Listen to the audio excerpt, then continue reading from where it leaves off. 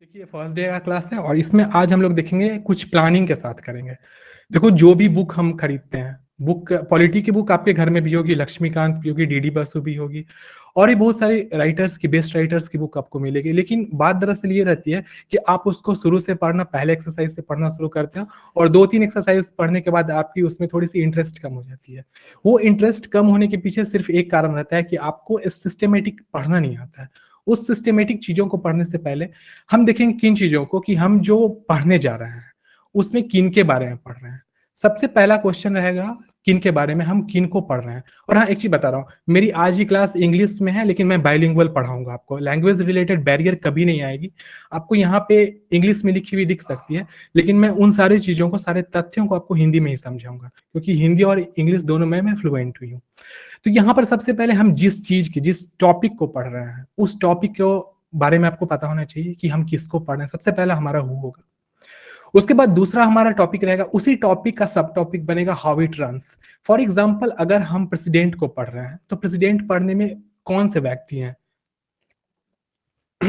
तो कौन से व्यक्ति हैं इस चीज को हम देखेंगे।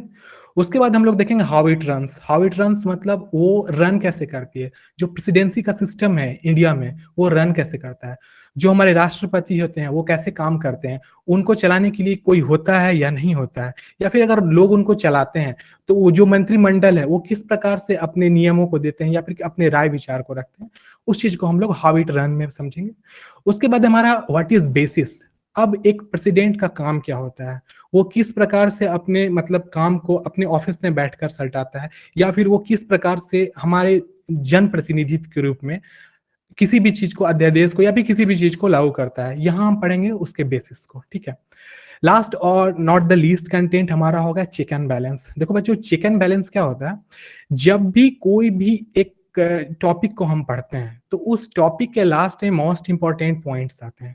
मोस्ट इंपॉर्टेंट पॉइंट्स बहुत सारे हो सकते हैं। जैसे प्रेसिडेंट से ही देखा जाए तो करीब करीब 200 से 250 क्वेश्चंस बन सकते हैं, लेकिन उसमें कौन सा चेक क्वेश्चन होगा मतलब मोस्ट इंपॉर्टेंट होगा, और बैलेंस क्वेश्चन मतलब कि जिसको हम बाद में भी पढ़ सकते हैं, उस चीज के बारे में पता चलेगा। तो these are the 4 different steps. यह वह 4 अलग अलग विभिन्न प्रकार के स्टेप्स हैं जिनके साथ में हम लोग चैप्टर को पढ़ेंगे। ठीक है, आप इस चीज को ध्यान में रखिएगा। अगर किन्हीं बच्चे को नोट करना हो तो आप बीच में नोट भी कर सकते हो, ज्यादा टफ पॉइंट्स नहीं है। लेकिन आप याद रखना, पॉलिटी चैप्टर को पढ़ने के लिए आपके नजर के सामने में ये 4 क्वेश्चन हर एक पॉइंट से आने चाहिए। अगर इस चारों पॉइंट को आप क्लियर कर लेते हो तो आई बेट कि आपका पॉलिटी का एक भी चैप्टर कभी न छूटेगा, ना आपके दिमाग से कभी उतरेगा। तो चलिए आगे के कंटेंट को देखते हैं। अब देखिए, सबसे पहली बात, हम पढ़ रहे हैं तो विदाउट प्लानिंग कुछ भी पॉसिबल नहीं होता है।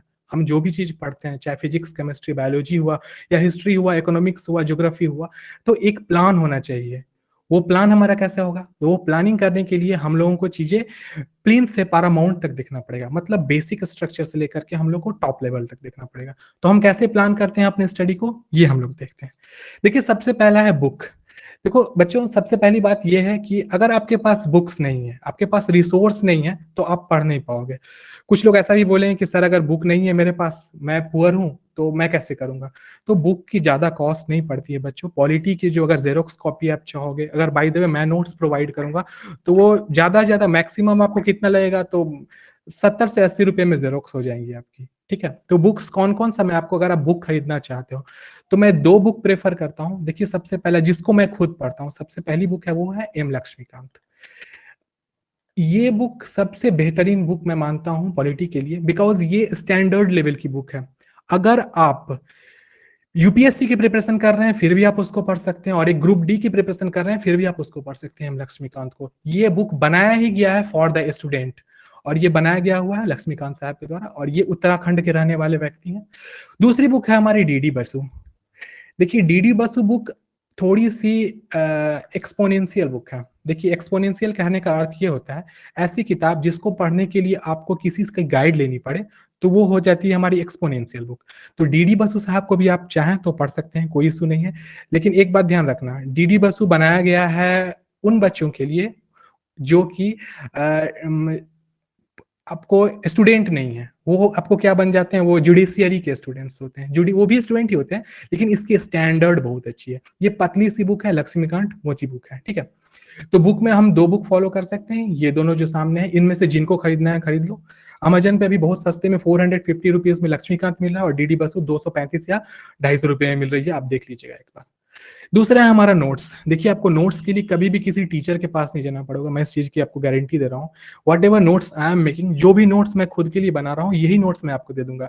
लेकिन मेरे नोट्स के साथ एक छोटी सी प्रॉब्लम है कि मैं इंग्लिश मीडियम का हूँ, तो मेरी नोट्स इंग्लिश में होगी। आप उसके हिंदी को आप मेरे से समझ सकते हो, मैं आपको समझा दूंगा, लेकिन हिंदी में लिखने में मेरी को थोड़ी प्रॉब्लम होती है, मेरी हैंड राइटिंग भी हिंदी की सही नहीं है, ठीक है। तो नोट्स में क्या करेंगे, नोट्स में मैं आपको माई सेल्फ मैं ही दूंगा आपको, ये बात ध्यान में रखिएगा।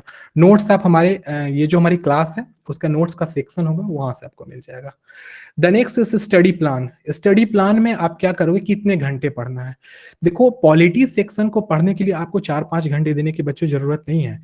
यह आप हमारे क्लास में यहाँ पढ़ लो और इसके बाद जाके 45 से लेकर के 50 मिनट का आप टाइम दोगे अपने उस नोट्स पर या फिर मेरे पढ़ाए हुए पे, उतना ही से भी आपका काम चल जाएगा। और मैं आपको बता देता हूँ, कभी भी हम लोग स्टडी करते हैं तो 50+10 का ड्यूरेशन लेते हैं। कोई ऐसे बोलता है ना, आप लोग देखोगे यूपीएससी वाले बच्चे कहते हैं कि मैं 8 घंटे लगातार पढ़ता हूँ, तो लगातार 8 घंटे पढ़ना मुश्किल नहीं नामुमकिन है। और जो लोग वो बोलते हैं वो 2 दिन पढ़ते हैं, तीसरे दिन से उनकी वो 8 घंटे वाली पढ़ाई खत्म हो जाती है। ये गैप होता है, हम लोग 50 मिनट पढ़ते हैं और उसके बाद 10 मिनट का गैप लेते हैं। ये 10 मिनट का गैप बहुत इंपॉर्टेंट होता है। तो अपने सामने अपने डिजिटल क्लॉक को रखिए और वहां से अपने टाइम को मैनेजमेंट करते हुए चलिए, ठीक है। नेक्स्ट है हमारा, देखिए ये तो हो गई हमारी स्टडी की प्लानिंग। तो मैंने कितना बोला, सिर्फ 1 घंटा आपको पॉलिटी पढ़ना, उससे ज्यादा आपको नहीं देना है। There are lots of subjects to prepare, बहुत सारे अलग सब्जेक्ट है जिसको हमको प्रिपेयर करना है। सिर्फ पॉलिटी पढ़ के हमारा काम नहीं चल सकता है। आप अगर किसी भी एग्जामिनेशन में जाओगे तो 5 से 6% क्वेश्चन आपको यहाँ से आएंगे, 4 से 6% के बीच में, उससे ज्यादा क्वेश्चन नहीं रहते। हाँ बीपीएससी में क्वेश्चन एक अलग सा सेक्शन है, तो that will be also covered in this, वो भी इसमें कवर किया जा सकता है। नेक्स्ट है हमारा रिवीजन। देखो कुछ भी आप पढ़ लो बच्चों, याद रखिए कुछ भी पढ़ लो दुनिया की चीज, अगर आप रिवीजन नहीं करोगे तो आप भूल जाओगे। आप सबसे बड़ा उदाहरण मैथमेटिक्स में देख सकते हो। आप मैथमेटिक्स में प्रकांड रहते हो लेकिन 6 महीने छोड़ देते हो तो आपकी मैथमेटिक्स 0 पे चली जाती है। तो इन 4 स्टेप्स को अब सभी बच्चों को फॉलो करना है। अगर आप फॉलो कीजिएगा तो मैं आपको 100% देता हूं कि आपसे पॉलिटी में हाथ मिलाने वाला एक टीचर भी नहीं होगा। हो सकता है मैं भी आपसे कभी कम हो जाऊं, तो ये हो सकता है। आपको हर एक स्टेप्स को फॉलो करना पड़ेंगे, बुक्स, नोट्स, स्टडी, रिवीजन, ठीक है। तो यहां तक हमारी प्लानिंग रही। अब आते हैं नेक्स्ट, हमारा ये प्लेटफॉर्म क्या है। देखिए हमारे कृष्णा सर सबसे बेहतरीन व्यक्ति हैं जिन्होंने ये प्लेटफॉर्म हमको दिया है, लेकिन मेरे प्लेटफॉर्म का नाम निक्स द ट्रिक्स है। देखिए निक्स द ट्रिक्स का अर्थ होता है, जो ट्रिक्स होती है, निक्स का अर्थ होता है खत्म करना। तो ट्रिक्स को हम खत्म करते हैं, कोई भी चीज ट्रिक से नहीं पढ़ना है आपको। हर चीज को बेसिक से पढ़िएगा तो आपके दिमाग में ज्यादा समय तक रहेगी। और आज का टॉपिक है हमारा, आज का नहीं, मैं जो टॉपिक आपको पढ़ाने वाला हूं, मैं पढ़ाऊंगा आपको इंडियन पॉलिटी। और आज हम लोग शुरू करेंगे किस चीज को, इंट्रोडक्शन को। इंट्रोडक्शन में हम लोग समझेंगे इंडियन पॉलिटी क्यों बनी थी, क्यों इंडियन पॉलिटिक्स पढ़ना जरूरी है, और एग्जामिनेशन में इससे रिलेटेड क्वेश्चन कैसे आ सकते हैं या फिर कुछ भी। तो चलिए हम लोग नेक्स्ट स्लाइड को देखते हैं। नेक्स्ट स्लाइड से पहले आपको मैं बता दूं, नीचे लेफ्ट साइड के कॉर्नर में आपको हमारे सोशल कनेक्ट का लिंक मिल जाएगा। Each and everywhere you can go and connect with me. आप हमारे फेसबुक हैंडल को भी देख सकते हो, टेलीग्राम का हैंडल, इंस्टाग्राम, और जो भी चीज है हर चीज को आप यहाँ से सेलेक्ट कर सकते हो। साथ में हमारे यहाँ पे व्हाट्सएप का ग्रुप भी है। अगर आप मेरे से स्टेटस टाइम टू टाइम, अगर आप चाहते हो कि मेरी अपडेट्स आपको टाइम टू टाइम मिल सके, तो यहाँ पे मैं नंबर लिखते रहा हूँ बच्चों, अगर आपके पास कॉपी पेन है तो आप इसको लिख जाओ, 777-177-00143। आप इस नंबर पे कुछ मत करना, अपना एक हेलो लिख देना और साथ में अपना नाम लिख देना। तो हम एक डेटाबेस बना के रखेंगे जिसमें पता चलेगा हमारे कौन बच्चे हैं, कौन से हमारे स्टूडेंट हैं। तो आप इस नंबर को जरूर अपने कॉपी बुक में नोट कर लेना, ठीक है। नेक्स्ट स्लाइड को देखते हैं। अब देखते हैं कि हमारा जो स्टडी का प्लान होगा वो कैसे हम लोग किस स्टेप्स में लेने वाले हैं। तो देखिए हमारी जो इतनी मोटी सी बुक है एम लक्ष्मीकांत की, इसको मैंने 5 डिफरेंट कैटेगरीज में डिवाइड किया हुआ है, ठीक है। वैसे आप लोग को पता होना चाहिए, जो हमारी पॉलिटी होती है, मैं आपको समझाते चलता हूँ। वैसे है तो 3 ब्रांच, लेकिन मैं इसको 5 अपने हिसाब से चेंज कर दिया हूँ। सबसे पहला होता है हमारा एग्जीक्यूटिव। देखो हिंदी में इसका मैं नहीं बता पाऊंगा, सॉरी। आप इसको मैं लास्ट में क्लियर कर दूंगा इसका। दूसरा एग्जीक्यूटिव के बाद हमारा होता है लेजिस्लेचर। लेजिस्लेचर के बाद तीसरा हमारी जो ब्रांच है वो कहलाती है हमारी जुडिशियरी। देखो इसमें सबसे इंपॉर्टेंट सेक्शन होता है हमारा एग्जीक्यूटिव। एग्जीक्यूटिव जिसमें हम लोग प्रेसिडेंट के बारे में, पीएम के बारे में और क्या कहते हैं जितने भी गवर्नर्स होते हैं या फिर वैसे लोग जो सत्ता में सबसे प्रमुख होते हैं उनके बारे में हम लोग पढ़ते हैं। लेजिस्लेचर वो चलने का जो इकाई होता है वो होता है, और जुडिशियरी आपको पता होगा लॉज वगैरह इसके अंदर आते हैं। तो ये सब हमारी अलग अलग 3 कैटेगरीज में डिवाइड किया गया है इंडियन पॉलिटी को। ठीक है, इंडियन पॉलिटी जो हमारी है इस 3 कैटेगरी में डिवाइड है, लेकिन मैंने इसको 5 कैटेगरीज में डिवाइड किया। कुछ ऐसे आप देखोगे संशोधन भी होते हैं, उस संशोधन के लिए हम स्पेशल कोई टॉपिक नहीं शुरू कर सकते, उसके लिए हमें क्या करना पड़ेगा, एक स्पेशल कैटेगराइज करके रखना पड़ता है। तो ये तो हमारी रही क्या, तो इंडियन पॉलिटी के डिविजन्स। ठीक है, और ये हमारे टोटल 5 डिफरेंट प्लान के अकॉर्डिंग होगा। हम लोग अभी जो पढ़ने वाले हैं ये फर्स्ट प्लान पढ़ेंगे। फर्स्ट प्लान में मोस्ट इंपॉर्टेंट क्वेश्चंस आते हैं, और इसके फर्स्ट प्लान में हम लोग पढ़ेंगे क्या क्या ये देखिएगा।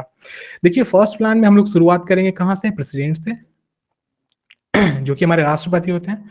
उसके बाद है हमारे उपराष्ट्रपति। देखिए प्रेसिडेंट का फॉर्मेशन हिंदुस्तान में क्यों कराया गया था, प्रेसिडेंट की वैल्यू क्या होती है एक कंट्री में, ये पता चलेगा। और वैसे आपको बता देता हूं, प्रेसिडेंसी जो होती है वो डेमोक्रेसी से चलती है, हमेशा इस चीज को ध्यान रखिएगा। डेमोक्रेटिक मतलब government run by the people. Okay, उसके बाद वाइस प्रेसिडेंट, ये दोनों हमारा एक सेक्शन के अंतर्गत आएगा।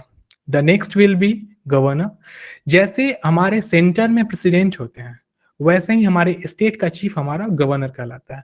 बहुत सारे बच्चों को ये भी क्वेश्चन आता है कि गवर्नर होता है तो वाइस गवर्नर क्यों नहीं होता है, तो वाइस गवर्नर क्यों नहीं होता है, ये बहुत अच्छा सा क्वेश्चन है। अगर आपको इसका जवाब पता होगा तो आप मुझे व्हाट्सएप पे भेज सकते हैं कि वाइस गवर्नर क्यों नहीं बनाया गया था, गवर्नर तो बना लेकिन वाइस गवर्नर क्यों नहीं बना, ये आप मेरे को व्हाट्सएप पे बता देना लास्ट में, अभी नहीं। ठीक है, उसके बाद आती है हमारी इमरजेंसी की प्रोविजन, आपातकालीन जो होती है, आपातकाल होती है उसके बारे में यहाँ पर। अब उसके बाद आता है हमारा प्राइम मिनिस्टर, जो कि देखा जाए तो एक राजा के रूप में होता है। वैसे प्रेसिडेंट तो होते हैं राजा, first person of the country होते हैं, लेकिन वो सिर्फ नाम मात्र के होते हैं। जो प्रमुख होता है मंत्रिमंडल का वो हमारे प्राइम मिनिस्टर साहब होते हैं। उसके बाद यहाँ पे है, ये देखो यहाँ पे स्पेल की थोड़ी सी मिस्टेक है, ये होगा सेंट्रल। ठीक है, CENTRA, central council of minister. The next is chief minister. Chief जैसे कि बाय द वे हम पता चलता है ये प्राइम मिनिस्टर कहाँ होता है, तो ये हमारा सेंटर में होता है। तो स्टेट का जो मिनिस्टर होता है वो क्या कहलाता है, हमारा चीफ मिनिस्टर कहलाता है। तो ये भी हम लोग पढ़ेंगे उसके बाद। और the last will be the state council of minister. तो स्टेट में भी एक काउंसिल होती है, वहां भी मतलब जितने मिनिस्टर्स होते हैं, नेता होते हैं, उनका एक संगठन होता है, उस चीज को हम लोग इस कंटेंट में पढ़ेंगे। तो आपकी आज जो शुरुआत होगी क्लास वो होगी हमारी प्रेसिडेंट से। ठीक है बच्चों, तो चलिए हम लोग देखते हैं ये। अब एक आपके सामने जो ये स्लाइड दिख रहा होगा, इसमें मैंने 3 अलग अलग फोटोग्राफ्स दिखाए हैं आपको। मैं शॉर्ट में डिफाइन करना चाहूंगा सारा का सारा, आप समझने की कोशिश कीजिएगा। ये हमारा पार्लियामेंट है। अब मैं आपसे पूछना चाहता हूँ, किनको पता है पार्लियामेंट का डिजाइनर का नाम कौन था, आप में से कौन बता सकता है? यहाँ आप मेरे से इंटरेक्ट करके क्वेश्चन का आंसर दीजिए। तो मैं 1 मिनट का आपको टाइम देता हूँ। पार्लियामेंट के डिजाइनर का नाम क्या था, जल्दी बताइए, मैं वेट कर रहा हूँ। 12 पेपर्स आर ऑनलाइन, 12 बच्चे ऑनलाइन हैं अभी। मुझे बताइए पार्लियामेंट के डिजाइनर कौन थे?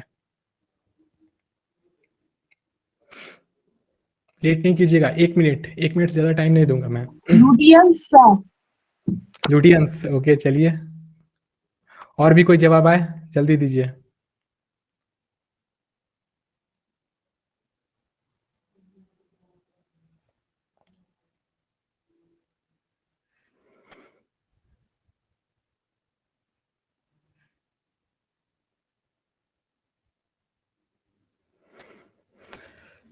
ओके, कोई जवाब नहीं आ रहा भाई, क्यों? आप लोग पढ़े नहीं हो क्या? देखिए हम लोग पॉलिटी पढ़ते हैं, तो ये जो पॉलिटी हमारा हिंदुस्तान का पॉलिटी है ना, वो 299 लोगों के द्वारा मदद से बनाया गया था। और उस मदद में जो लोग बैठ के बनाए थे वो कहाँ बनाए थे, तो वो इसी पार्लियामेंट हाउस में बैठ करके उस चीज को बनाए थे। और उसके बनाने वाले 2 व्यक्ति थे, सब तो जानते हैं ल्यूटियंस। लेकिन ल्यूटियंस साहब के साथ भी एक और, मैं आपको दोनों नाम बता लिख देता हूँ यहाँ पे, ध्यान दीजिएगा। देखिए सबसे पहले वाले का नाम था एडविन ल्यूटियंस।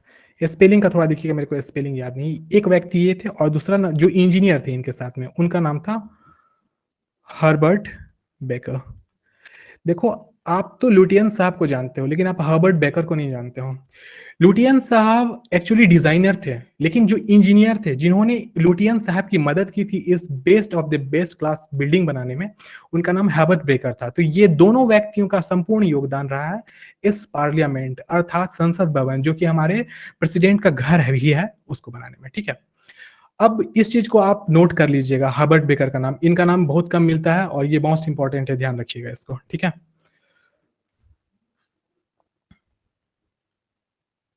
ओके। देखिए अब हम इसके डिजाइन के ऊपर में आते हैं। जो हमारा डिजाइन था पार्लियामेंट का, ये सर्कुलर डिजाइन में बना हुआ है और इसके टोटल 5 विंग हैं। 5 विंग होने का मतलब देखो, गोल बिल्डिंग है तो 1 2 3 4 5, देखो इसमें 5 विंग्स हैं टोटल। 5 विंग्स कहने का अर्थ हुआ ये एक गोल सर्कुलर बिल्डिंग है जिसको 5 डिफरेंट हाउसेज में डिवाइड करा गया है। इसमें जो घर है, प्रेसिडेंट साहब जो हमारे हैं, राष्ट्रपति साहब, मैं हिंदी में लिख देता हूँ ज्यादा अच्छा रहेगा, राष्ट्रपति साहब का यह घर भी है।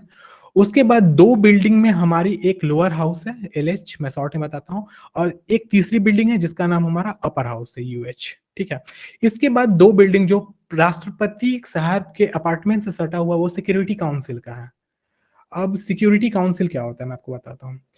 हिंदुस्तान में जो सिक्योरिटी प्रोवाइड करने की बड़ी बड़ी एजेंसियां हैं, जैसे कि NIA, आपको ये सब के बारे में पता होना चाहिए। NIA हुआ, CBI हुआ, फिर रॉ हुआ, ये सब के अब बिल्डिंग्स जो हैं ये सिक्योरिटी काउंसिल के अंतर्गत आते हैं। ये सिक्योरिटी काउंसिल ही इस सभी ऑफिसेज को ऑब्टेन करता है। ठीक है, उसके बाद जो 5वां हमारा है वो हमारा होता है ये गेस्ट हाउस है। ठीक है, ये गेस्ट हाउस है, जो भी आगंतुक जैसे कि यूनाइटेड स्टेट्स ऑफ अमेरिका या फिर किसी भी कंट्री, ब्रिटेन, जर्मनी, कनाडा, कहीं से भी गेस्ट आते हैं तो वो गेस्ट के लिए किसी होटल को बुक नहीं किया जाता है, ये इसी राष्ट्रपति भवन में ही ठहरते हैं। वैसे आपको पता होना चाहिए, हमारे हिंदुस्तान से भी जो ल्यूरेट्स जाते हैं या फिर जो मिनिस्टर्स जाते हैं वो व्हाइट हाउस में ठहरते हैं। तो वैसे ही हिंदुस्तान में कोई आते हैं तो ये इसी राष्ट्रपति भवन में ही ठहरते हैं।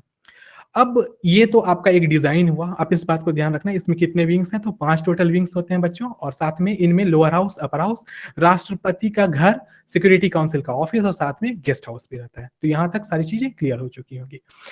अब ये ध्यान में रखना है, इसमें 2 जो ऑफिसेज हैं, लोअर हाउस और अपर हाउस, देखिए इसके बारे में अगर हम डिस्कस करेंगे तो क्लास बहुत ज्यादा लंबी हो जाएगी। हमको आज पढ़ाना है एक्चुअली प्रेसिडेंट, तो मैं वैसे बता देता हूँ, ये उनका फोटो है जो कि अपर हाउस का है, ये लोअर हाउस का है।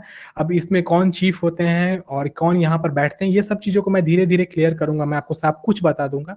जिस दिन ये आएगी, जिस दिन हम वो लेजिस्लेचर को पढ़ेंगे, लेजिस्लेचर में हर चीज मैं आपको समझाऊंगा, आप इस चीज के लिए बेफिक्र रहिएगा। ठीक है, चलिए हम लोग नेक्स्ट देखते हैं, इंडियन पार्लियामेंट्री सिस्टम। यहां से हमारी मेन कंटेंट शुरू होती है। ये बात मैं बता रहा हूं, अगर आप इसका चाहे तो स्क्रीनशॉट कर लीजिएगा जी, ये जो आपके सामने में दिख रही है इसको स्क्रीनशॉट कर लेना। वैसे मैं ये वाला फोटोग्राफ आपके व्हाट्सएप ग्रुप में भी पोस्ट कर दूंगा। ठीक है, इस पार्लियामेंट्री सिस्टम को आप अच्छे से समझिएगा तो आपको पता चलेगा कि जो गवर्नमेंट का सिस्टम है वो कैसे चलता है।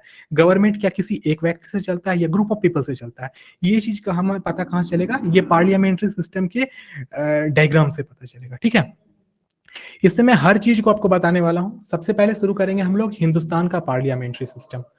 पार्लियामेंट जो है, पार्लियामेंट जो हमारा संसद भवन है, वो एक सिस्टम से बाउंडेड है, मतलब वो एक सिस्टम के अधीनस्थ होता है। देखो सिस्टम के अधीनस्थ कहने का अर्थ क्या हुआ, कि इसको चलाने के लिए कौन कौन से लोग होंगे, उनका क्या मंत्रिमंडल होगा, वो मंत्रिमंडल होंगे तो मंत्रिमंडल का शक्ति क्या होगा, वो सब चीज के बारे में हमें कहां से पता चलेगी, इस पार्लियामेंट्री सिस्टम के साथ पता चलेगी। ठीक है, तो हम लोग इधर से नहीं सोते, हम वेस्टमिंस्टर सिस्टम, ये सब मैं आपको सिस्टम बता दूंगा, ये वेस्टमिंस्टर सिस्टम कहाँ से लिया गया था। तो बताओ मेरे को कोई आदमी, वेस्टमिंस्टर सिस्टम जो है ये कहाँ से लिया गया था, बताइए। मैं आपको 1 मिनट का टाइम देता हूँ, 1 मिनट ज्यादा नहीं दूंगा, जल्दी बताइए। वेस्टमिंस्टर सिस्टम जो होता है इंडियन पार्लियामेंट्री सिस्टम का, वो कहाँ से लिया गया था, किस कंट्री से लिया गया था, कोई भी बच्चे बता सकते हैं, एक भी बता देंगे तो मैं आगे कंटिन्यू कर दूंगा।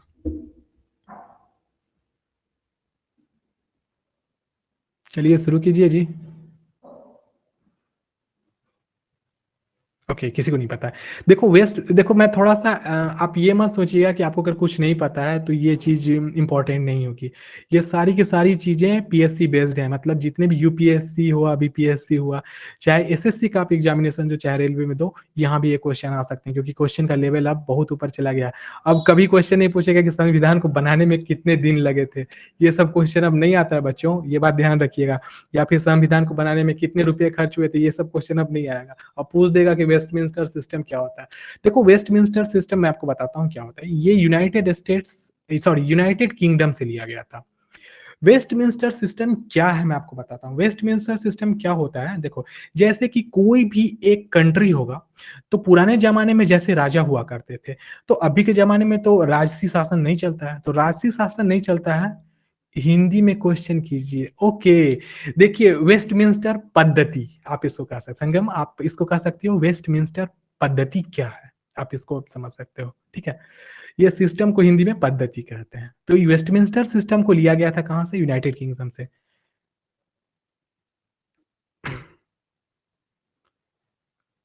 ओके हेलो, क्या एक बात बताइए, अभी कोई डिस्कनेक्शन नहीं ना हुआ, सब चीज क्लियर चल रही है ना?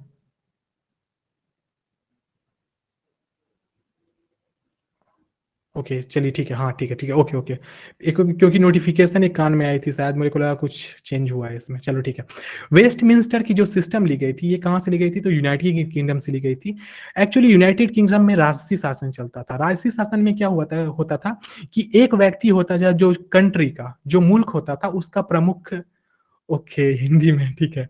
वेस्टमिंस्टर सिस्टम के बारे में हिंदी में ही समझा रहा हूँ जी।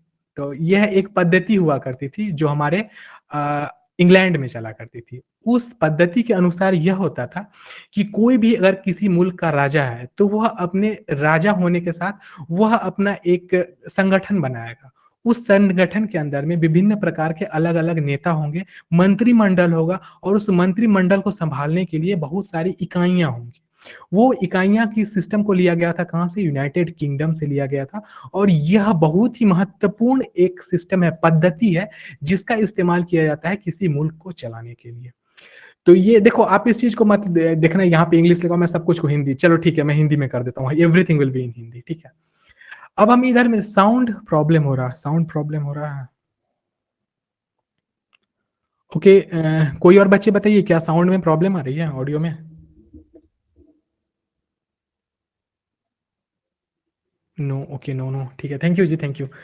तो कर्ण, आपका प्रॉब्लम क्या होगा जी, कि आपका नेटवर्क थोड़ा स्लो होगा। मैं तो फाइबर यूज कर रहा हूँ, मेरे को कोई प्रॉब्लम नहीं है, आपका नेटवर्क थोड़ा स्लो होगा। तो आप एक काम करो, डेटा को डिस्कनेक्ट करके फिर से कनेक्ट करो, सही हो जाएगा, ठीक है। अब देखिए, इंडियन पार्लियामेंट्री सिस्टम का एक सबसे जो प्रमुख होता है, देखो वैसे प्रमुख इसमें जितने भी हैं सारे के सारे पैनल्स प्रमुख हैं, लेकिन इंडियन पार्लियामेंट्री सिस्टम में एक प्रेसिडेंट होगा। प्रेसिडेंट को हम लोग हिंदी में क्या कहते हैं, राष्ट्रपति कहते हैं, ठीक है। राष्ट्रपति,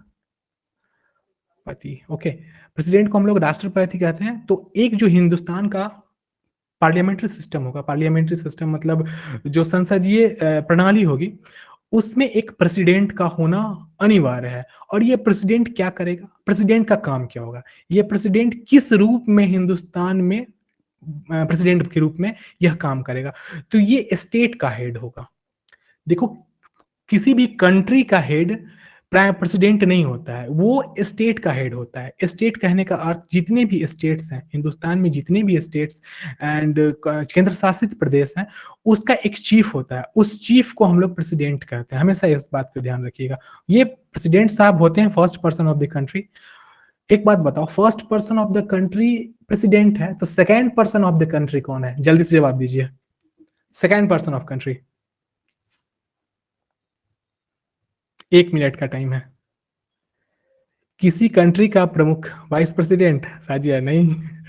ये संगम ने सही कहा। चलिए और बच्चे आप लोग भी जवाब दीजिए। देखिए, first person of the country president होता है, और सेकेंड पर्सन उनकी वाइफ होती है। ये बात ध्यान रखिएगा, एकदम जहन में डाल लीजिए। वाइस प्रेसिडेंट नहीं, वाइस प्रेसिडेंट तो तब इंपॉर्टेंट होंगे जब प्रेसिडेंट साहब नहीं रहेंगे कार्यकाल में, या वो मुल्क से बाहर रहेंगे, या उनकी डेथ हो जाए, तो वाइस प्रेसिडेंट हिंदुस्तान के प्रथम व्यक्ति बन सकते हैं। अन्य किसी केस में वो नहीं होते हैं। ठीक है। अब देखिए, हिंदुस्तान का जो पार्लियामेंट संसदीय प्रणाली है, इसका एक एग्जीक्यूटिव ब्रांच होता है। एग्जीक्यूटिव ब्रांच मतलब होता है कार्यकारिणी प्रणाली।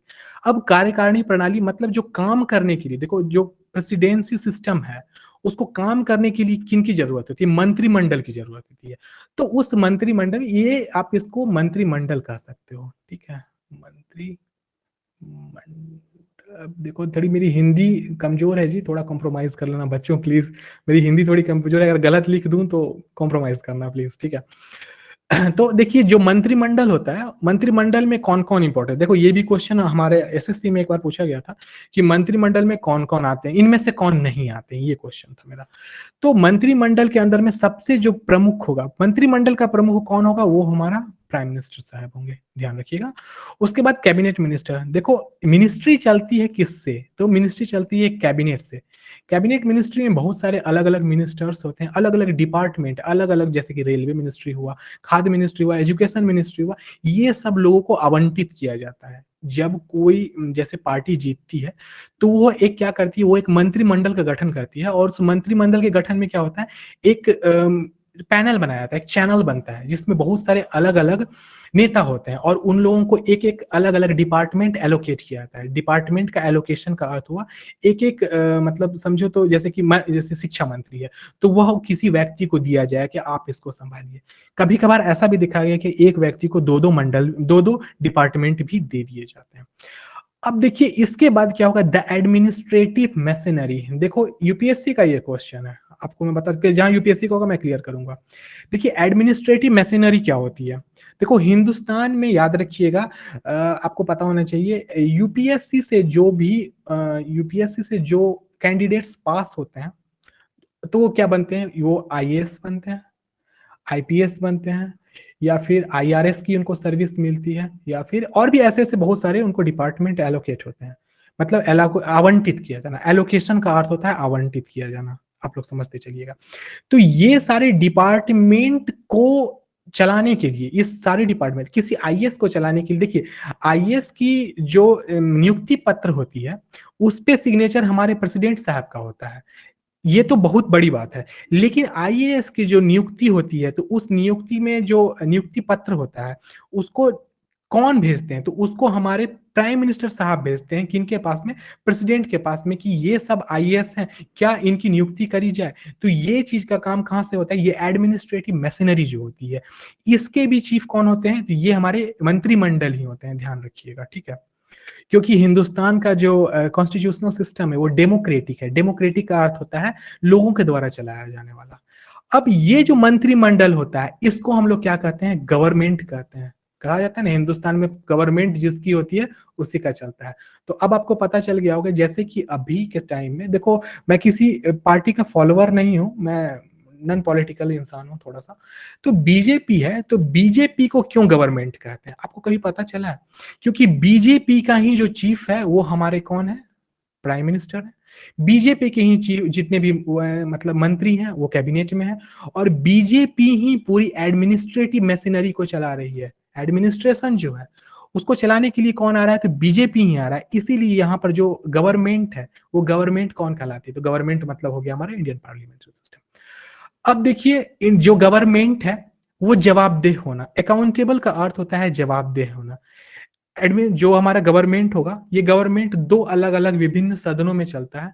एक होगा हमारा राज्यसभा, और दूसरा हमारा होगा लोकसभा। इनके बारे में हम लोग बाद में चर्चा करेंगे। अब गवर्नमेंट के लिए जवाबदेह कौन होगा, लोकसभा राज्यसभा। लेकिन लोकसभा राज्यसभा क्या होगा, कुड नॉट इनिशिएट कॉन्फिडेंस। लेकिन लोकसभा राज्यसभा के लिए ये जवाबदेह तो होंगे, लेकिन इनके लिए गवर्नमेंट जवाबदेह नहीं हो सकता है। अब ये जवाबदेह क्यों नहीं होगा, क्योंकि गवर्नमेंट की जो इकाई है वही इसको चलाती है। ये बात ध्यान रखिए। अब लोग बोलेंगे ये तो राज्यसभा को चला रहे हैं, लोकसभा को चला रहे हैं गवर्नमेंट, तो ये इसको क्यों नहीं चला सकती है। तो मैं आपको बता देना चाहूंगा, लोकसभा राज्यसभा में अपोजिशन भी होती है। अपोजिशन मतलब वो पार्टी जो नॉन रूलिंग पार्टी होती है, जो हारी हुई रहती है। जैसे कि हम लोग देख सकते हैं, बीजेपी तो हमारा रूलिंग पार्टी है, तो हमारा जो कांग्रेस है, ये हमारा क्या है, तो ये हमारा अपोजिशन है, तो अपोजिशन होने के कारण ये नहीं चला सकती है गवर्नमेंट को, ये बात ध्यान रखिएगा। लेकिन गवर्नमेंट चाहे तो इनको चला सकती है और ये इनके लिए जवाबदेही होती है। अब क्या आते हैं, अब ये बाइकर्मल लेजिस्लेचर, आप इसको समझने की कोशिश कीजिएगा। द्विगामी पद्धति मतलब जो हिंदुस्तान में जो सदनों की संख्या होगी वो 2 होगी, इसी को हम लोग बाइकर्मल लेजिस्लेचर कहते हैं। ये सब चीज थोड़ा डीप है, मैं इन चीजों को फटाक से नहीं समझा सकता हूँ, इसको समझाने के लिए आपको एक अलग टॉपिक में हमको लाना पड़ेगा। और लेजिस्लेचर को तो आप समझ सकते हैं, ये विधेयिका होती है हमारी, जो कि क्या होता है, ये सेपरेट फॉर्म होती है, ये अलग होती है, ये पार्लियामेंट्री सिस्टम से अटैच नहीं होती है, लेकिन ये गवर्नमेंट का हिस्सा होती है। आप देख रहे होगे ये पार्लियामेंट्री सिस्टम से नहीं जुड़ी हुई है, किससे जुड़ी हुई है, गवर्नमेंट सिस्टम से जुड़ी हुई है, ठीक है। वेस्टमिंस्टर को मैंने बता दिया है। देखो फर्स्ट डे थोड़ी प्रॉब्लम बच्चों को हो सकती है, तो मैं नेक्स्ट डे से कोशिश करूंगा हर चीजों को और अच्छे तरीके से डिफाइन करने का, ठीक है। तो अगर प्रॉब्लम होगी तो प्लीज आप लोग थोड़ा सा कॉम्प्रोमाइज कर लेना। मेरा फर्स्ट डे का क्लास है, मैं लाइफ में कभी लाइव नहीं पढ़ाया हूँ जी, सही बता रहा हूँ, तो लाइव में जो पढ़ा रहा हूँ तो ये थोड़ी सी मेरे को हो सकती है प्रॉब्लम, तो आप लोग कॉम्प्रोमाइज करना, ठीक है। देखिए प्रेसिडेंट के बारे में पढ़ने से पहले कुछ चीजें आपको बता देते हैं। ओके, ठीक है। देखिए प्रेसिडेंट जो हमारे होते हैं उनको हम लोग क्या कहते हैं, उनको हम लोग राष्ट्रपति कहते हैं, सब लोग को पता होगा ये चीज। थोड़ा बचपन वाला बच्चे वाली चीजें बता रहा हूँ, राष्ट्रपति कहते हैं, ठीक है। जो राष्ट्रपति होते हैं अब इनके बारे में समझिए। राष्ट्रपति होता कौन है, अब यहाँ पे इंग्लिश में लिखी हुई बच्चों, तो आप इससे टेंशनाइज्ड मत होना ना कि ये इंग्लिश में, ये टोटल कंटेंट आपको हिंदी में भी अवेलेबल मिल जाएगी। और वो मैं एक्चुअली फर्स्ट डे था इसलिए मैं सिर्फ इंग्लिश से बनाया हूँ, इसको मैं अब आगे से कोशिश करूंगा हिंदी में भी बनाने का। तो the president is head of, देखिए कहा जाता है क्या कि जो भी प्रेसिडेंट प्रेसिडेंट साहब होंगे, राष्ट्रपति होंगे, वो इंडियन स्टेट का मतलब हिंदुस्तान जो मुल्क है उसका कौन होगा, वो हेड होगा। मतलब कोई भी नियम कानून जब भी पारित होगा तो वो उस हेड के पास ही जाएगा। जैसे हम लोग देख सकते हैं ना, अगर देखो एक फैमिली के बारे में बताते हैं। देखो हमारे यहाँ जो घर में फैमिली होती है उसके चीफ कौन होते हैं, अगर घर में दादाजी भी हैं और पापा जी भी हैं, तो चीफ कौन होंगे, तो दादाजी होंगे। तो समझिएगा दादाजी हमारे कौन हो गए, प्रेसिडेंट हो गए। और प्राइम मिनिस्टर कौन हो गए, वो हमारे फादर हो गए। तो देखो मैं आपको बताता हूँ, चलता तो दोनों का है। जितने भी आपको नियम कानून होते हैं ये दोनों के मिलाकर पास होता है, लेकिन ये बात ध्यान में रखना, प्रेसिडेंट साहब का पावर इन कंपैरिजन हमारे पीएम के पावर से कम होता है। भले ये मुल्क के सबसे प्रथम व्यक्ति हो, ये प्रेसिडेंट, ये सब कुछ में नंबर 1 होते हैं, लेकिन फिर भी इनको हर डिसीजन के लिए मंत्रिमंडल का सहायता लेना ही पड़ जाता है। उसके बाद क्या कहते हैं, he is the first citizen of India, वो हिंदुस्तान के प्रथम नागरिक होते हैं। And acts as symbol of unity, और उनका ना मतलब वो राष्ट्र की अखंडता, एकता और एकजुटता के रूप में प्रतीत किए होते हैं और वो काम करते हैं। आप इस चीज को ध्यान में रखिएगा। नेक्स्ट है हमारा क्या, अब ये मोस्ट इंपॉर्टेंट है, इसको नोट डाउन कीजिए, अगर आपके पास बुक हो तो उसमें मार्क कर लेना। हम लोग जो पढ़ेंगे किस चीज के बारे में, हम लोग पढ़ेंगे कार्यपालिका से संबंधित जितनी भी चीजों को पढ़ेंगे वो हम आर्टिकल 52 से लेकर के 78 के बीच में, वो हम लोग कहां से कहां तक पढ़ेंगे, वो आर्टिकल 52 से लेकर के 78 के बीच में, और किस पार्ट में पढ़ेंगे, पार्ट 5 में पढ़ेंगे। आप इस चीज को मार्क कर लीजिएगा, ठीक है। तो आपको डायरेक्ट पता होना चाहिए, जैसे ही हम लोग मंत्रिमंडल के बारे में पढ़ेंगे वो कहां शुरू करेंगे, 52 से लेकर 78 के बीच में, कहां पढ़ेंगे, तो पार्ट 5 में पढ़ेंगे, ठीक है। कहने का अर्थ क्या है, संविधान के भाग 5 में अनुच्छेद 52 से लेकर 78 के बीच में कार्यपालिका से संबंधित होता है ये, और संघ की कार्यकारिणी में कौन कौन मदद करते हैं ये आगे बताता हूँ। देखिए जो यूनियन एग्जीक्यूटिव होती है, मतलब संघ के जो कार्यपालिका होती है, इनमें कौन कौन होते हैं, तो इसमें जो प्रमुख होता है, जो सबसे मेन व्यक्ति होता है, वो हमारा हिंदुस्तान का प्रेसिडेंट होता है। उसके बाद क्या होता है, हमारे वाइस प्रेसिडेंट, जिसको हम देखिए प्रेसिडेंट को हम लोग हिंदी में कहेंगे राष्ट्रपति, वाइस प्रेसिडेंट को हम लोग क्या कहेंगे, उपराष्ट्रपति कहेंगे। उसके बाद क्या होगा, तीसरा नंबर जो व्यक्ति जो महत्व पावरफुल होगा वो हमारा क्या होगा, प्राइम मिनिस्टर होगा। और प्राइम मिनिस्टर के बाद जो पावरफुल, जिनको पावर मिलता है, वो हमारे होंगे council of minister. Council of minister का मतलब हो जाएगा मंत्री परिषद। काउंसिल ऑफ मिनिस्टर को हम लोग क्या कहेंगे, मंत्री परिषद करेंगे। और सबसे अंत में आएंगे अटॉर्नी जनरल ऑफ इंडिया, मतलब भारत के महान्यायवादी। तो अटॉर्नी जनरल ऑफ इंडिया भी किसके अंतर्गत में आते हैं, तो ये आते हैं हमारे यूनियन एग्जीक्यूटिव के लिस्ट में। अब यूनियन एग्जीक्यूटिव किस कहते हैं किसको, तो यूनियन संघ कार्यकारिणी, यूनियन एग्जीक्यूटिव का हिंदी हो जाएगा बच्चों क्या, संघ कार्यकारिणी। आप इस चीज को ध्यान में रखना। देखो इंग्लिश में लिखी हुई, लेकिन मैं आपको हिंदी में सारा कुछ एलाबोरेट करते चलूंगा, आप एकदम बेफिक्र रहिएगा। अब यहाँ पर कुछ फोटोग्राफ्स आपको दिख रहे हैं, आप इसको याद कर लीजिएगा। ये आपको याद करके रखना है, इससे क्वेश्चंस आ जाते हैं कि 5वें प्रेसिडेंट हमारे कौन थे, तो बच्चे लोग वहाँ पे कन्फ्यूज़ हो जाते हैं। तो देखो हिंदुस्तान के प्रेसिडेंट में हम लोग लेफ्ट से चलेंगे और फिर नीचे में हम लोग सॉरी लेफ्ट से चलेंगे और फिर नीचे में भी लेफ्ट में आएँगे। देखो सबसे पहले जो हमारे प्रेसिडेंट थे, वो 1950 से 1962 के बीच में थे, उनका नाम था राजेंद्र प्रसाद। दूसरे हमारे थे, उनका नाम था Sarvepalli Radhakrishnan. Third will be Zakir Hussain. Question आता है कि हिंदुस्तान के प्रथम मुस्लिम प्रेसिडेंट कौन हुआ करते थे, तो he was doctor Zakir Hussain. यहाँ पे उनके नाम के आगे डॉक्टर नहीं लगा हुआ है, इट्स नॉट गुड। वो डॉक्टर थे, ये ध्यान रखिए, उनको डॉक्टरेट की डिग्री मिली हुई थी। उसके बाद थी वीवी गिरी, जिसको वराहगिरी वेंकट गिरी भी कहा जाता है। ये हमारे तमिलनाडु की तरफ के रहने वाले थे, नॉर्थ वेस्ट की तरफ के थे। उसके बाद सेकंड मुस्लिम जो प्रेसिडेंट बने थे, उनका नाम था फरक्कुद्दीन अली अहमद थे। तो आप ये भी ध्यान में रखना। बिहार में ये क्वेश्चन मैंने देखा था 1997 के टाइम में पूछा गया था कि सेकंड मुस्लिम प्रेसिडेंट के रूप में कौन बने थे, तो वो फरक्कुद्दीन अली अहमद थे। तो ये बात आप ध्यान में रखना, क्वेश्चंस कभी कभार रिपीट हो सकती हैं। उसके बाद द नेक्स्ट थे, वो क्या थे, उनका नाम था नीलम संजीव रेड्डी। देखो इनका नाम थोड़ा सा फेमिनिन जेंडर से रिलेटेड है, नीलम, ये नाम होता है ना फेमिनिन जेंडर का, मेरी माँ का भी यही नाम है, ठीक है। तो ये नीलम संजीव रेड्डी थे, वो 1977 से लेकर 1982।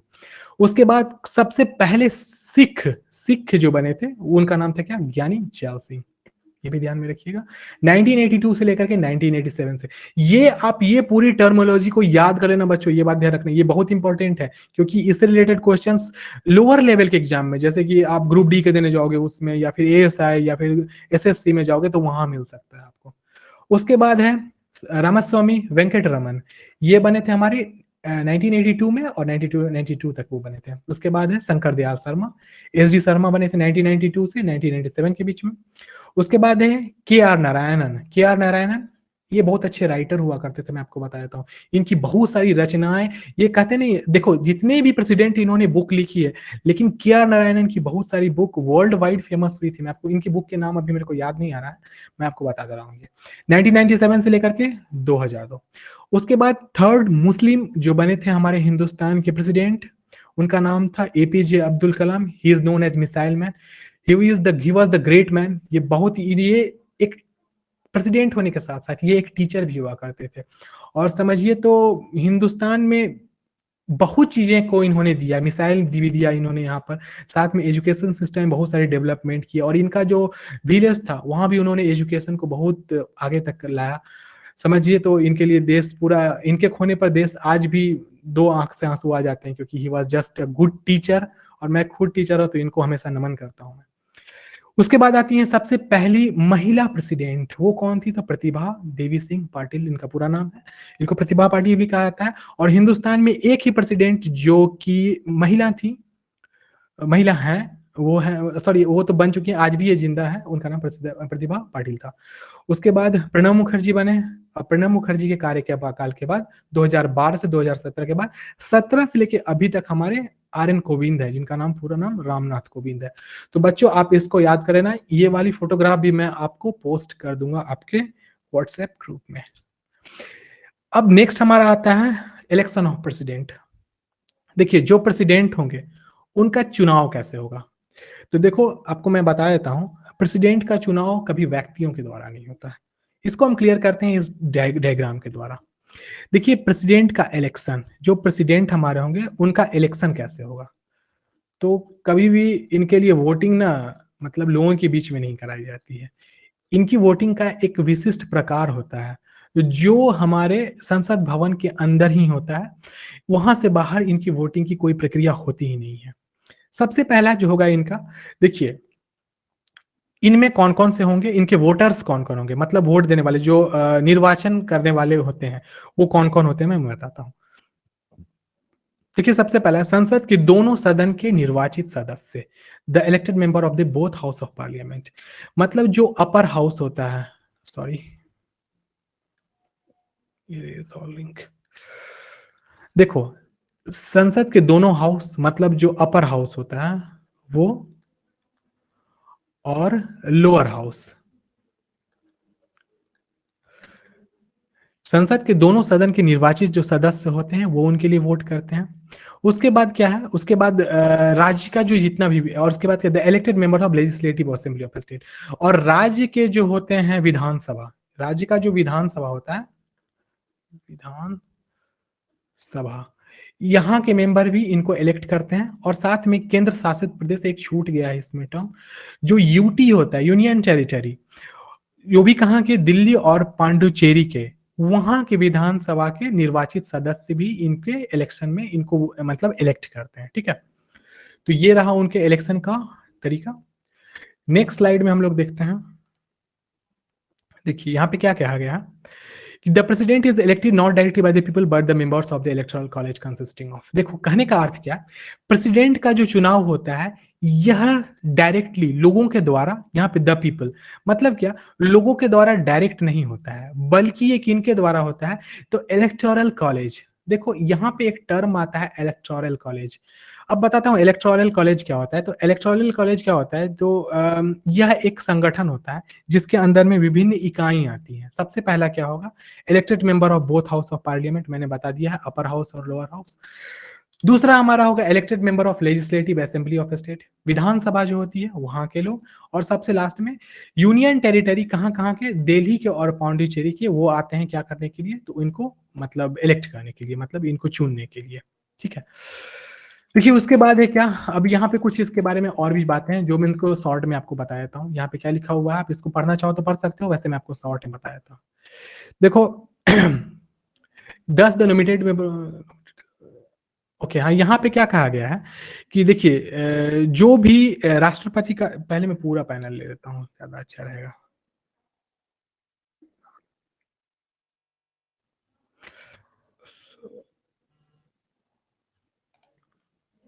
देखिए इसके इनके चुनाव का कुछ कंडीशन होता है। देखिए इनका जो चुनाव होता है, वो राष्ट्रपति का जो चुनाव होता है वो अनुपातिक प्रतिनिधित्व मंडल के द्वारा किया जाता है, और यह मतदान गुप्त होता है। गुप्त का मतलब क्या होता है, ये हिडन होता है, कभी कोई व्यक्ति एक दूसरे को नहीं बता सकते हैं। वैसे भी आपको बता देता हूँ, जितने भी मतदान होते हैं वो गुप्त ही होते हैं, लेकिन इनके मतदान में स्पेशल प्राइवेसी की व्यवस्था कराई जाती है। उसके बाद क्या है, राष्ट्रपति के चुनाव से संबंधित जो भी मतलब कोई भी प्रॉब्लम आती है, जैसे कि बाय द वे राष्ट्रपति का चुनाव हुआ, उसमें किसी प्रकार की समस्या आती है, तो उसका डिसीजन देने के लिए कौन आते हैं, तो उनका डिसीजन अगर बाय द वे किसी प्रकार की प्रॉब्लम होगी तो सुप्रीम कोर्ट होगी, और सुप्रीम कोर्ट जो डिसीजन देगी वही होता है, ठीक है। उसके बाद क्या कहा गया है कि इनका जो नॉमिनेशन होता है ये बोथ हाउस ऑफ पार्लियामेंट, जो अपर हाउस और लोअर हाउस दोनों के अंतर्गत होता है। और इनमें जो भी मेंबर्स होते हैं वो कहाँ कहाँ के होते हैं वो आपको पता है, जैसे कि सबसे पहले होगा upper house, lower house, state का जो सेंट्रल हाउस होता है वो, और साथ में दिल्ली और पौंडीचेरी के जो भी मतलब मेंबर्स होते हैं लेजिस्लेटिव असेंबली के, वो आते हैं किन में, तो प्रेसिडेंट के चुनाव में, ठीक है। अब उसके बाद लास्ट में क्या गया, व्हेन असेंबली इज डिसॉल्व्ड। देखो जब असेंबली को क्या किया जाता है, डिसॉल्व किया जाता है, जब मिलाया जाता है, तो उसके बाद क्या होता है, जस्ट मिनट, एक मिनट सॉरी तो यहाँ पे क्या कहा गया है कि हम्म,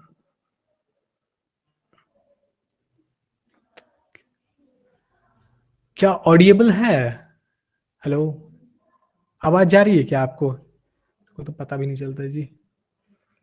कोई लिखिए प्लीज, ऑडिएबल हूं मैं या नहीं हूं audible, okay yes, sorry sorry.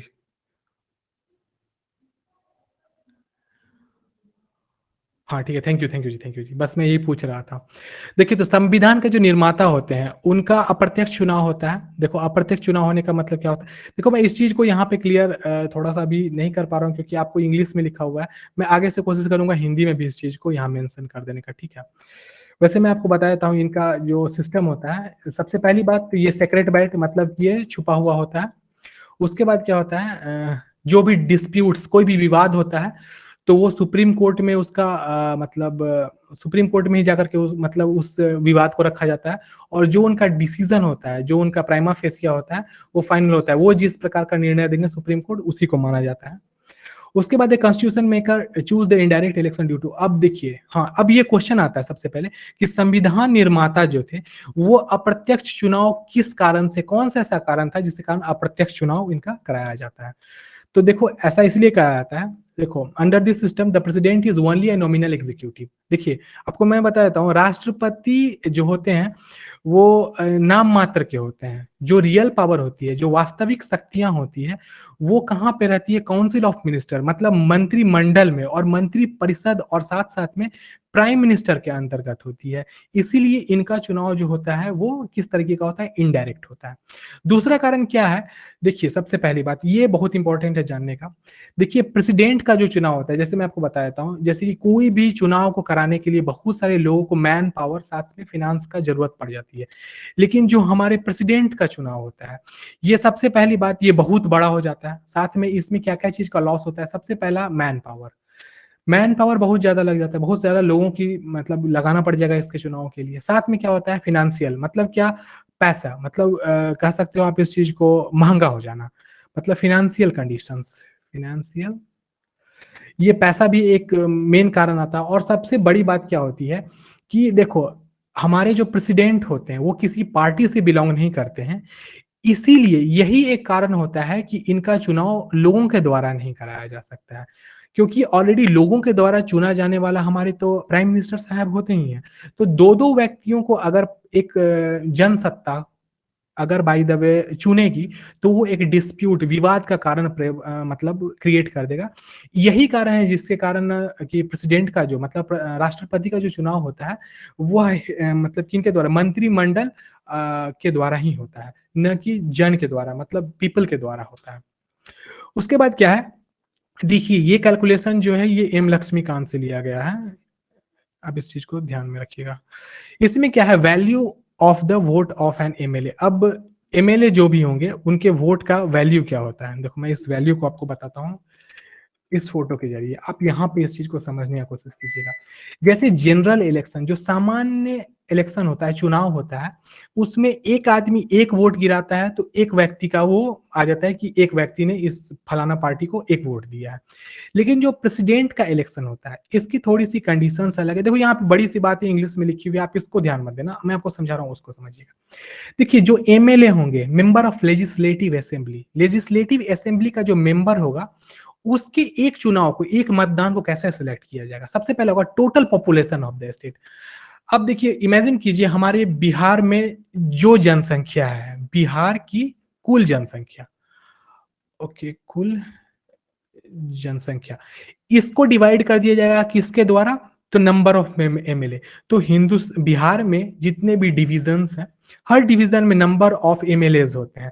तो इमेजिन करो, बाय द वे, अगर 38 एमएलए हैं तो उस 38 से डिवाइड किया जाएगा इसको, और सबजुगेट डिवीजन, मतलब इस पूरे को डिवाइड कर दिया जाएगा किससे? तो 1000 से।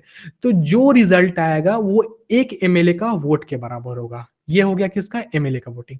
अब एमपी मतलब मेंबर ऑफ पार्लियामेंट। अब मेंबर ऑफ पार्लियामेंट का एक वोट का बराबर कैसे क्या होगा? तो देखो, total number of votes assign to MLA. अब जो भी एमएलए होंगे, एमएलए, इनको जो वोट असाइन किया जाता है, जैसे इमेजिन करो हमारे बिहार में 38 एमएलए हैं और इनको असाइन किया जाता है कितने वोट? तो इनको असाइन किया जाता है नंबर ऑफ वोट्स कितना? तो 50,000, ठीक है। तो इस 50,000 को डिवाइड कर दिया जाएगा किनसे? तो number of MPs, member of parliament, जो उस स्टेट के, जैसे कि अगर 10 है तो 10 से डिवाइड करते, ये 5, मतलब एक एमपी का वोट यहाँ पर 5 आएगा। और यहाँ पर क्या आएगा? तो यहाँ पे कुल जनसंख्या कितनी हो सकती है? जैसे अगर 38 मिलियन यहाँ पर है तो उसको डिवाइड किया जाएगा 38 से, और उसको डिवाइड कर देंगे फिर से 1000। तो जो रिजल्ट आएगा वो एमएलए के एक वोट के बराबर होगा। तो शायद आप ये जो वोटिंग सिस्टम है इसको अच्छे से समझ गए। इसको ज्यादा अच्छे से समझने के लिए यही नोट्स आपको मैं हिंदी में आफ्टर दिस क्लास में पोस्ट कर दूंगा कम्युनिटी टैब में। आप वहां से जाके आप उसको आप डाउनलोड कर सकते हैं। और साथ में अगर बाय द वे किसी प्रकार की प्रॉब्लम समस्या होगी तो मैं आपसे रिक्वेस्ट करूंगा, आप मेरे से लास्ट में पूछ लीजिएगा जी, मैं आपको पूरा टाइम दूंगा इस चीज को पूछने के लिए। अब देखिए, नेक्स्ट आता है हमारा जो प्राइम मिनिस्टर, सॉरी, प्रेसिडेंट होंगे, उनका क्वालिफिकेशन, मतलब उनकी योग्यता क्या होनी चाहिए। उसके बाद क्या होगा? ओथ, मतलब वो जो शपथ ग्रहण करेंगे वो क्या, वो कैसे करेंगे। और उनकी कंडीशंस, मतलब वो किस शर्तों के अंतर्गत किसी काम को करेंगे। तो देखिए, इसमें सबसे पहला qualification for the president, a person is eligible for election और president to fulfil the following condition. अब इनके लिए क्या, मतलब एक राष्ट्रपति के चुनाव के लिए क्या क्या योग्यता होने चाहिए? तो इनकी योग्यताएं क्या क्या है? देखो, सबसे पहला क्या होगा? वह भारत का नागरिक होना चाहिए। ये सब चीज सभी लोग पढ़ते हैं। सबसे पहला क्या होना चाहिए? वो हिंदुस्तान का नागरिक होना चाहिए। दूसरा क्या है? उनकी उम्र कम से कम न्यूनतम 35 साल अवश्य होनी चाहिए। उसके बाद क्या है, उसे लोकसभा के सदस्य के रूप में चुनाव के लिए योग्य होना चाहिए। अब देखो लोकसभा का जो चुनाव होगा, उसके सदस्य के रूप में वो क्वालिफाइड होने चाहिए, उनके ऊपर किसी प्रकार का मतलब बंदिश नहीं होना चाहिए। चौथा नंबर क्या है, उसे केंद्र या सरकार, उसे केंद्र या सरकार मतलब यूनियन गवर्नमेंट में या स्टेट गवर्नमेंट में किसी भी जगह कोई भी लाभ का पद उनके पास नहीं होना चाहिए। अब क्वेश्चन आता है ये लाभ का पद होता क्या है, मैं आपको बताता हूँ। देखो गवर्नमेंट से अगर उनको किसी भी प्रकार से बेनिफिट मिलते रहेगा, जैसे कि बाय द वो एम्प्लॉय रहेंगे किसी भी सेंट्रल गवर्नमेंट या स्टेट गवर्नमेंट के, तो वो ऑफिस ऑफ प्रॉफिट के अंदर आएगा। मतलब क्या है, वो सरकार से किसी न किसी रूप से पैसा अधीनस्थ कर रहे हैं, तो उस केस में वो प्रेसिडेंट के रूप में क्वालिफाइड नहीं रहेंगे। उसके बाद क्या होता है नेक्स्ट, प्रेसिडेंट मस्ट ओके, हाँ ये कहता है क्या कि राष्ट्रपति के प्रस्तावक के रूप में, यहाँ प्रपोजर्स जो उनको राष्ट्रपति बनाना चाह रहे हैं, प्रस्तावक के रूप में कम से कम 50 इलेक्टर्स होना चाहिए, और सेकेंडर्स मतलब अनुमोदक, और 50 अनुमोदक भी होना चाहिए। मतलब 50 हमारे कौन होंगे, 50 हमारे निर्वाचक होंगे, निर्वाचक, और 50 हमारे कौन होने चाहिए, अनुमोदक, अनुमोदक ये होना चाहिए। Every candidate had to make a security deposit, और हर एक कैंडिडेट्स को जो कि अपने आप को मतलब मान रहा है कि वो प्रेसिडेंट के लिए चुनाव लड़ सकता है, उनको कम से कम ₹15,000 रिजर्व बैंक ऑफ इंडिया, आप ध्यान में रखिए किसी बैंक में नहीं जमा करना पड़ेगा क्योंकि उनको बैंक का कोई एक्सेस नहीं रहता है। उनको ₹15,000 का नॉन रिफंडेबल, मतलब अगर वो हार गए तो ये पैसा उनको वापस नहीं होगा, ये बात ध्यान रखिएगा। यहाँ पे मैं इस चीज को मेंशन करना भूल गया हूँ। नॉन रिफंडेबल ₹15,000 उनको रिजर्व बैंक ऑफ इंडिया में जमा करना पड़ेगा, और इसके बाद ही वो उनकी क्वालिफाई वो कर पाएंगे और उनको नॉमिनेशन पेपर मिलेगा जिसको सिग्नेचर करके अपने आप को तैयार कर पाएंगे प्रेसिडेंट के चुनाव के लिए।